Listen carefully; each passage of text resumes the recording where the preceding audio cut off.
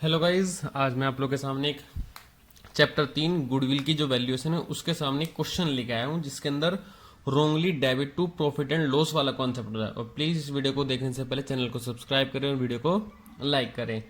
तो फिलहाल हम वैल्यूएशन ऑफ गुडविल का मैंने एक छोटा सा क्वेश्चन आप लोग के सामने लिखा हुआ। क्वेश्चन मैं आप लोग के सामने पढ़ देता हूँ, फिर आप आगे उसका सोल्यूशन करते हैं। भाई, एबीसी 3 पार्टनर है, उनका शेयर कैसा गिवन है? इक्वली गिवन है। नंबर ऑफ शेयर परचेज कितना गिवन है आप लोग को? 4। और एवरेज प्रॉफिट पिछले 5 साल के हिसाब से आप लोग गुडविल कैलकुलेट करनी है। और पिछले 5 साल आप लोग कुछ इस तरीके से गिवन है और इनका प्रॉफिट गिवन है, लेकिन साल के एंड में क्या गिवन है आप लोग को? लॉस गिवन है। जबकि कुछ क्वेश्चन ने बोला कि 1 अप्रैल 2017 को आप लोगों ने 5 साइकिल खरीदी है 20,000 रुपए की, ठीक है। और गलती से आपने क्या करा कि उसे अपने wrongly debit in profit and loss में एज ए चार्ज माइनस कर दिया है। और डेप्रिसिएशन उस एसेट्स के ऊपर कितना लगना चाहिए था? 25%। आप लोगों को पता होना चाहिए कि जो साइकिल्स होती हैं वो बिजनेस की एसेट्स होती हैं और एसेट्स कहाँ शो करी जाती हैं? ऑलवेज बैलेंस शीट में। लेकिन गलती से उसने कहाँ दिखा दिया? हमारे प्रॉफिट एंड लॉस अकाउंट में। तो उसे हम लोग ठीक कैसे कैसे करेंगे वो देखना। तो इसका कुछ सॉल्यूशन हम लोग आप लोग के सामने करने वाले हैं। तो सबसे पहले हमें क्या निकालना है? हमें निकालना है नॉर्मल प्रॉफिट। हम क्या निकालेंगे? Normal profit. नॉर्मल प्रॉफिट कैसे निकलेगा? 2000 यानी कि जितने ही साल के प्रॉफिट गिवन है हम उसको वापस ले लेंगे। 14, 14, 15, 16, 17 और 18। मैंने 5 साल के प्रॉफिट उतार लिए। एज इट इज इनको भी कॉपी कर लेता हूँ। 30,000, 70,000, 1,00,000, 40,000 और माइनस का 1,20,000। लेकिन आप लोग को पता है कि 2017 में से यानी कि 1 अप्रैल 2000 से यानी कि इसके इस सेशन के बीच में यानी कि इस वाले प्रॉफिट में क्या हो गई? आप लोगों से गड़बड़ हो गई। तो एक जो 20,000 रुपए की अमाउंट थी आप लोगों ने गलती से ऐसे प्रॉफिट घटा दिया था। तो आज आप क्या करोगे? उसको दोबारा से ऐड कर दोगे।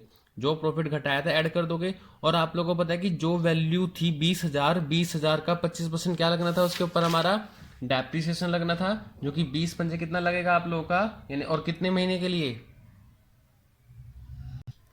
25 दूनी 50, यानी कि 5,000 रुपये। ये कैसे निकल के आया? ये निकल के आया आप लोग की 20,000 की वैल्यू थी इंटू में 25%। तो अगर हम इन सबको एडलेस करेंगे तो इसका जो आंसर निकल के आएगा वो आप लोग कैलकुलेट कर सकते हो। तो 2,35,000 रुपये निकल के आएगा। ठीक है बच्चों, अब हम क्या निकालेंगे? Average profit. एवरेज प्रॉफिट का मतलब total normal profit divide by number of year count जो कि 5 साल है, इनटू में नंबर ऑफ ईयर परचेज जो कि क्वेश्चन में कितना गिवन है? 4 गिवन है। तो आप लोग की जो गुडविल की अमाउंट निकल के आएगी वो निकल के आएगी आप लोग की 1,88,000। आई उसको बात समझ में आ गई हो गई। हेलो बच्चों, एक नया क्वेश्चन है। यानी कि मान लीजिए कि ए और बी, और आज ये मेरी वीडियो नंबर 100 है पूरी। ए और बी तो पार्टनर है, रेशियो कैसा गिवन है उनका? इक्वली। और सी होता है हमारा एडमिट। 2015 से लेकर 18 तक के इनको कुछ प्रॉफिट एंड लॉस गिवन है। एडजस्टमेंट में गिवन है कि एबनॉर्मल गेन हो गया है आप लोग को 31 मार्च 2015 में। एबनॉर्मल लॉस हो गया है 31 मार्च 2016 के अंदर। और कार को आपने रिपेयर कराया था 1 अप्रैल 2016 को, लेकिन आप लोगों ने गलती से उसे अपनी यानी कि व्हीकल यानी कि एसेट्स में ऐड कर दिया, जो कि गलत हो गया। और उसके ऊपर रेट ऑफ डेप्रिसिएशन कितना लगा था हमारा? 10%। और मेथड कौन सा था हमारा? एसएलएम यानी कि स्ट्रेट लाइन मेथड। और जो बैड डेप्स है हमारी वो 5,000 की थी, जिसे हम लिखना भूल गए थे। अब इसका हम करते हैं सॉल्यूशन। तो सॉल्यूशन के करने के लिए हमें थोड़ा सा ध्यान देना पड़ेगा। हेलो बच्चों, तो फिलहाल ईयर मैंने जो है सॉल्यूशन के आगे year as it is copy paste कर लिया। एज इट इज मैंने अपने प्रॉफिट यानी कि जो ब्रैकेट क्यों लगा हुआ है, ब्रैकेट का मतलब होता है लॉस।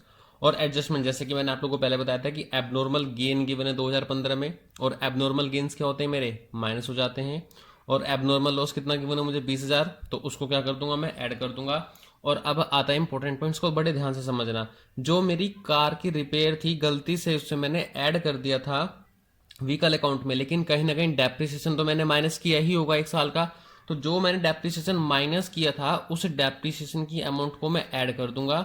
जबकि ये जो 50,000 रुपये का खर्चा है इसको तो माइनस होना ही चाहिए था, तो इसे क्या कर दूंगा? मैं माइनस कर दूंगा।